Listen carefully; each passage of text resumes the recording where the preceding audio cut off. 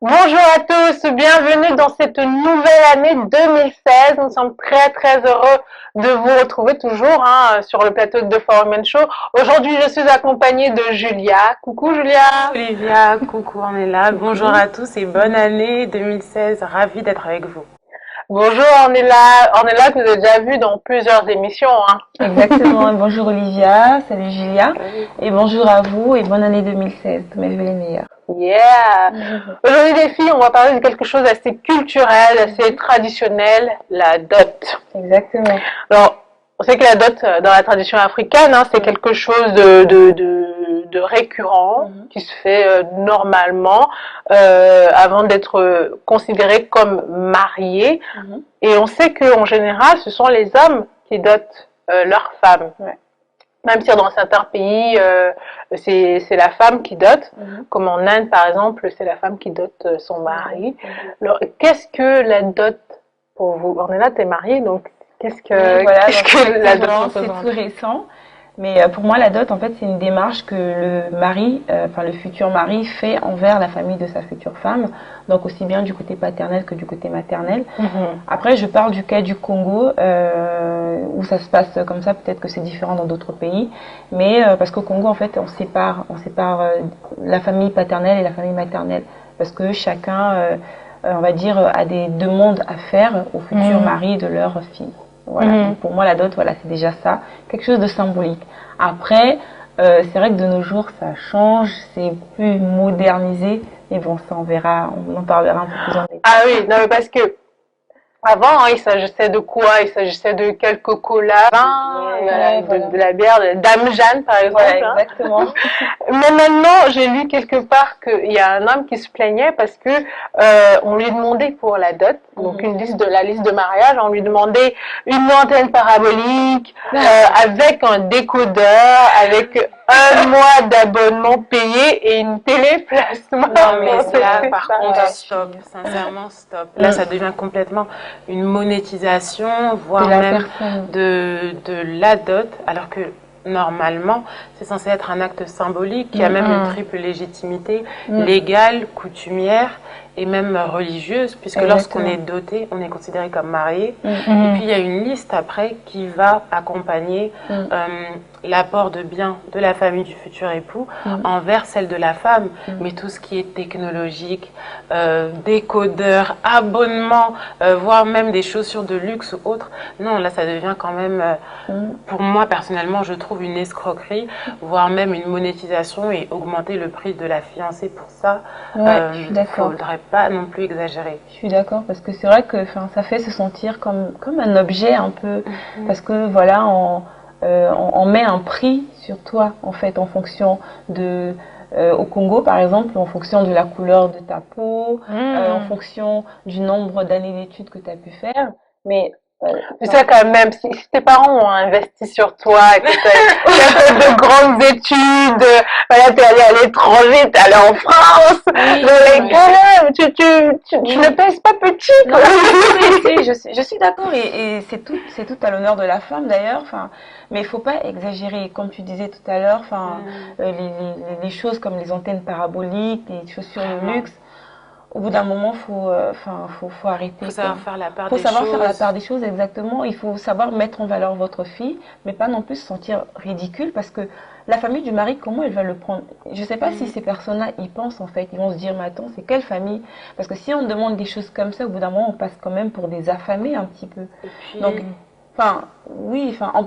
on peut valoriser la fille sans pour autant tomber dans l'extravagance. Voilà, exactement. Je pense qu'il y a beaucoup de manières, voilà, de pouvoir mettre en valeur sa fille sans passer par ça. Et puis tu disais, même si la fille a voyagé ou autre, mais quelque part, je pense en Afrique, qu'on soit jeune, diplômé, surdiplômé, illettré, voire traditionnaliste ou féministe, la dot, c'est quand même un symbole.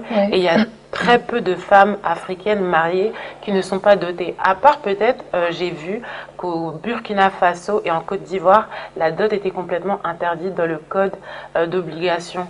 Alors que au Congo, c'est une obligation de mariage. Ah oui, c'est une obligation, d'accord.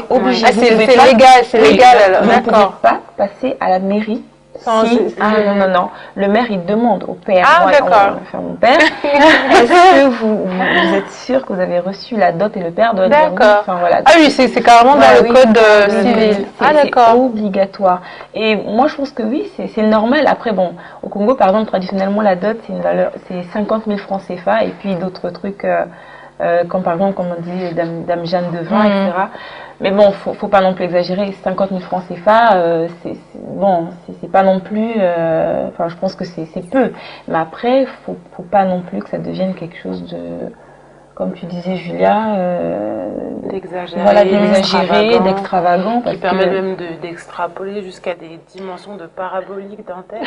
Non, mais c'est vrai. Je le comprends, cet homme qui a cité ça sur Facebook, le pauvre, et s'il nous regarde dans The Foreign Show, on a pensé à toi. Exactement. Ouais. Mais donc, du coup, comment ça se passe au Cameroun, les Douala par exemple? Il y a d'abord la présentation du fiancé aux parents, donc c'est une sorte de toquer la porte, donc tu viens t'introduire, quoi, tu vois, présenter ça. Après, il y a l'ouverture des fiançailles, avec toute une cérémonie derrière, et puis il y a la dot. Alors, moi, je me souviens, quand j'étais plus petite, il y avait une sorte de tradition, par exemple, on couvrait il y avait plusieurs femmes, plusieurs filles, et ils devaient choisir, dire on lui demandait est-ce que c'est ta femme, il devait reconnaître et dire non. Et comment ça se passe chez vous? Alors au Congo, oui, c'est un peu ça. Après, c'est vrai qu'en fonction des ethnies, ça change plus ou moins à 2-3 détails près. Mais oui, globalement, c'est ça. En fait, c'est une cérémonie qui se déroule sur quasiment une journée, où on va dire la plus grande partie de la cérémonie, la mariée ne participe même pas. Parce que voilà, elle doit être enfermée, elle doit être dans une pièce où elle n'entend rien, elle ne voit rien de ce qui se passe à l'extérieur. Elle est entourée de ses sœurs, de ses tantes, enfin voilà, celles qui peuvent rester avec elle. Mais c'est parce qu'on considère que c'est une discussion entre les familles. Même le mari, normalement, il n'est même pas là. C'est vraiment les familles et les porte-paroles. Parce qu'on prend toujours des porte-paroles qui sont des personnes qui sont complètement extérieures, en fait, aux familles pour ne pas avoir de parti pris. Des personnes qui vont avoir la liste et qui vont s'assurer que le mari, effectivement, a bien apporté tout ce qu'il fallait, tout ce qui a été demandé par la famille du père et la famille de la mère de la fille. Donc voilà, donc toute cette partie-là se fait pendant un certain nombre d'heures. Ça prend du temps parce qu'il faut énumérer les listes. Voilà, exactement. Mais donc du coup, s'il y a une liste, ça veut dire que la dot, il y a quoi? Il y a une liste de dot et une liste de mariage? Parce que s'il y a une liste, ça veut dire que c'est plus assez symbolique alors. Oui. Alors oui, il y a une liste, non, c'est toujours symbolique parce que même dans les temps, on va dire les temps anciens, c'est comme ça que ça se faisait. Donc il y avait une liste que chaque famille faisait, mais la liste c'était quoi à l'époque? C'était des noix de cola, du vin, du mouton, enfin voilà, des trucs. Voilà, ça restait beaucoup plus dans les détails, tout ce qui était naturel. Exactement, c'était ça. Symboliquement. Voilà. Mais on le notait quand même, comme ça au moins, voilà, c'était beaucoup plus facile pour le mari de savoir à quoi s'attendre, donc de savoir ce qu'il fallait qu'il puisse chercher. Mais bon, il n'y avait pas non plus les paires de chaussures, de machin, truc. Voilà, ça restait très symbolique. Mais c'est vrai. Mais il faut bien que la tante de la sœur du papa reçoive aussi un petit cadeau à côté. C'est ça. Mais bon, le problème en Afrique, malheureusement, c'est que chacun cherche à tirer parti. C'est ça. Même ceux qui n'ont jamais, enfin, la personne que tu n'as jamais vue qui apparaît, oui, je suis l'oncle de la tante du frère du. Mais non. C'est ça le problème, c'est que ça devient vraiment.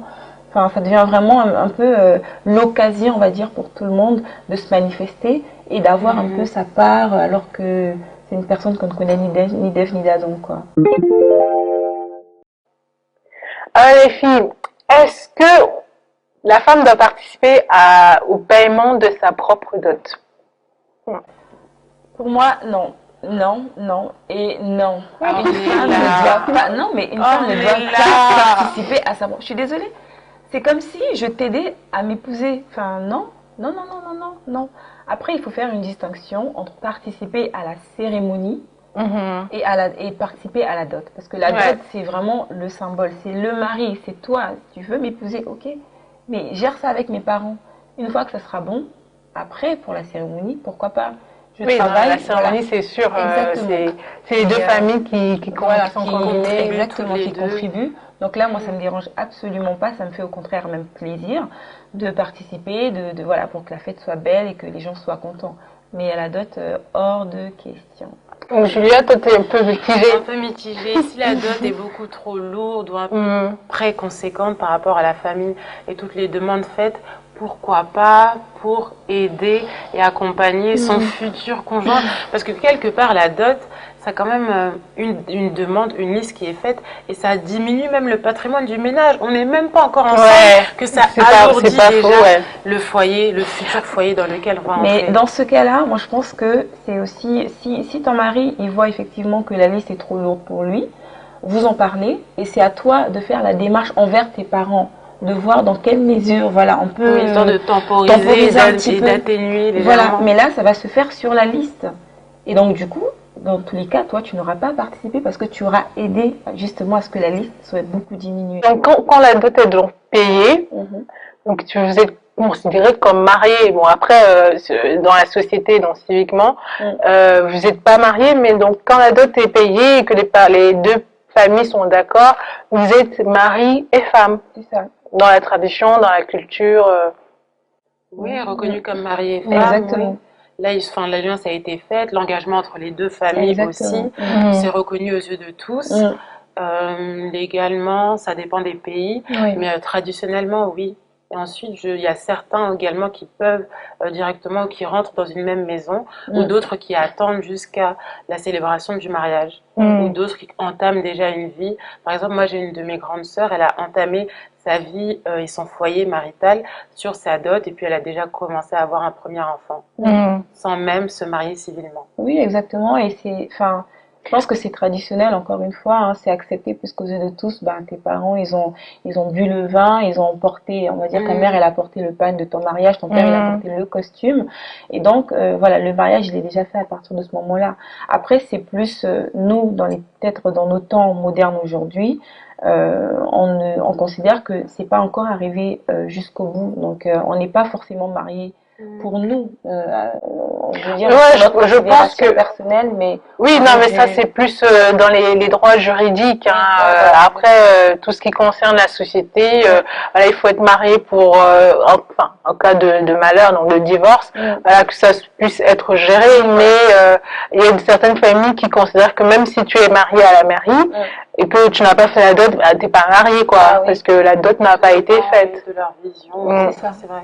Il y a même des parents qui ne reconnaissent pas du tout l'union ou même le mari ou autre s'il n'a pas payé et versé ce qu'il faut à la famille de la femme. Donc du coup, vos parents ne pourront jamais accepter que vous soyez mariés à l'église sans qu'il y ait la dot. Moi, honnêtement, je ne sais pas encore. Je n'ai pas de prétendant, je n'ai pas de liste encore imposée. Mais je pense que ma mère, elle serait, non par geste, mais elle serait pas. Enfin, non, je pense qu'elle voudrait peut-être une dot pour moi. Je suis sa seule fille. Mais, que ce soit fait, voilà, peut-être sous une dot symbolique, mais pas une dot. En termes de liste énumérée, avec énormément de choses, non. Et quant à mon père, aucune idée, non, pas aucune idée. Il est très traditionnaliste et conservateur, donc lui, oui, il lui faudra une dot. Mais après, au niveau, sincèrement, ça je vous le confie à vous, au niveau de la liste, j'aimerais jeter un œil dessus et exiger complètement, et s'il y a des choses que je n'aime pas et qui ne me plaisent pas, dire tout simplement que non, là c'est exactement. Mais je croyais que la femme n'avait pas le droit de voir la liste. Mais là on est en 2016 oui, c'est maintenant. ça. Les temps changent. Donc moi personnellement, on évolue et on évolue avec changer. notre temps, effectivement. Enfin, voilà. Si, comme tu dis, il y a des choses qui te plaisent pas dans la liste, tu en parles avec ton conjoint et tu en parles à ta famille, dire non. Enfin, voilà, surtout si ces personnes n'ont pas forcément contribué à ta vie, être là à demander des choses juste pour profiter, non. Et puis en plus, souvent, ce genre de choses-là, il y a des réunions qui se font, d'autres parents parallèles. Ce n'est pas souvent le père et la mère, mais les oncles et les tantes paternelles ou maternelles. Exactement. Donc, et puis aussi, comme on parlait de divorce, il faut savoir que si on consomme la dot, le mariage est reconnu. Mais maintenant, en cas de divorce, il faut aussi la contre-dot. Voilà, bah justement, on arrive là-dessus. S'il y a le divorce, on rend la dot ou pas? Au Congo, il y a ce qu'on appelle l'amende. Donc la famille doit payer une amende. Ils vont pas rendre la dot, enfin, ils ont bu du vin, ils vont pas, voilà, non. Oui. Mais voilà, il y a une amende qu'ils vont payer. Après, l'amende, ça se fixe entre les deux familles. Les deux familles s'arrangent pour savoir dans quelle mesure on peut rembourser. Voilà. Ouais. C'est terrible. Et vous imaginez maintenant pour les familles. Oui, parce que j'ai l'impression que c'est du marchandage, on fait de la vente. Oui, c'est triste à dire, mais ça ressemble beaucoup à ça. Enfin, moi, je n'adhère pas forcément à cette nouvelle pratique. J'aimais autant on va dire les anciennes manières de faire qui étaient plutôt simplistes, plutôt très symboliques, plus que dans l'exagération qu'on voit aujourd'hui. Donc c'est vrai que oui, malheureusement... Je rejoins son point de vue parce que en 2016 ou même que ce soit les dates passées, si maintenant il y a un cas de divorce, il va falloir rembourser la liste et sachant que les deux familles ont les deux photocopies, si on peut dire ça comme ça, de la liste de la dot, il faudra maintenant que la famille de la femme soit capable de rembourser. Et vous imaginez dans d'autres pays d'Afrique, que ce soit au nord ou au sud ou Afrique subsaharienne ou autre, si la famille n'a pas les moyens de rembourser, qu'est-ce qui se passe? Ouais, ça devient une dette à vie. Bah oui, parce que tous les produits, enfin tous les cadeaux qu'on a faits sont des biens périssables, Et c'est là où après tout tombe sur la tête de la fille. Qu'est-ce que c'est parce que les gens qui étaient là, les premiers là à être là, à tondre le pagne ou la chaussure et tout ça, au moment de rembourser, ils seront plus là. Ils seront chez eux tranquilles. Et maintenant, si la dot est inclue dans le code civil, comme certains autres pays, on peut aller t'accuser jusque dans les tribunaux. Exactement. Et là, ça devient des plaintes, des avocats, des plaidoiries. Ouh là là. Ça devient vraiment compliqué, quoi. C'est toute une histoire. Exactement. Mais en tout cas, c'est bien de conserver sa tradition, sa culture. Aussi, faire plaisir, c'est honorer, c'est pas faire plaisir, mais c'est honorer aussi ses parents et perpétuer aussi une tradition. C'est ça, exactement. Moi, c'est plus pour ça, plus pour ce côté d'honneur, en fait, envers mon père. Parce que, voilà, c'est quelqu'un qui a beaucoup fait pour moi et je sais qu'il y tient malgré tout. C'est pas quelqu'un qui va demander des choses, voilà, non, lui il est plutôt très symbolique. C'est les gens autour de lui, malheureusement, et des profiteurs de nos familles africaines, il y en a toujours. Mais comme je sais partout. Exactement. Mais tout le monde tire un peu. Oui, c'est ça, mais enfin voilà, les gens qu'on n'a jamais vus rester chez vous. Enfin, j'ai envie de dire, non, sérieusement. Mais non, mais c'est vrai. Enfin, après, moi, c'était juste pour ça, juste pour voir, tu vois, le regard dans les yeux de ton père, de la fierté. C'est juste ça, en fait. Moi, ça me suffit. C'est pas quelqu'un qui va te demander des choses, mais c'est juste, voilà, venir, lui donner son vin qu'il puisse boire, qu'il puisse te demander si vraiment tu le veux et que tu lui dises à lui, oui. En étant à genoux, je te jure que c'est vraiment quelque chose. Et voir, voilà, dans ses yeux qu'il pleure, c'est juste pour ça. Moi, c'était vraiment ça que je voulais voir dans la dot. Après, il y a peut-être d'autres qui aiment peut-être avoir plus d'honneur, savoir qu'il y aura tout le quartier qui viendra à la fête de la fête. Non, mais moi, je pense que c'est aussi une façon de venir demander la bénédiction à ses parents pour dire, oui, est-ce que c'est le bon que je choisis, est-ce que tu es d'accord? Voilà, c'est une très belle façon de faire perdurer la culture. C'est ça. Et pour ce côté-là, rien que pour ça, je pense que c'est bien de conserver la culture, mais il ne faut pas j'ai envie de dire, la pervertir, la dénaturer. C'est dommage, quoi, parce qu'aujourd'hui, malheureusement, c'est ça. Il faut vraiment qu'on essaie de revenir un petit peu aux valeurs initiales et comment dirais-je, de faire les choses comme il se doit, tout simplement, quoi. Exact, sans exagérer, sans vendre sa fille, sans augmenter le prix de la fiancée. Voilà, mais tout en gardant quand même son honneur et sa valeur, parce que malgré tout, elle en a. Et les parents ont travaillé longtemps dessus, et il faut respecter ça. C'est clair. Voilà. On se quitte sur cette très très belle parole et on se retrouve très vite pour une prochaine émission de The Foreman Show. Bye bye. Bye.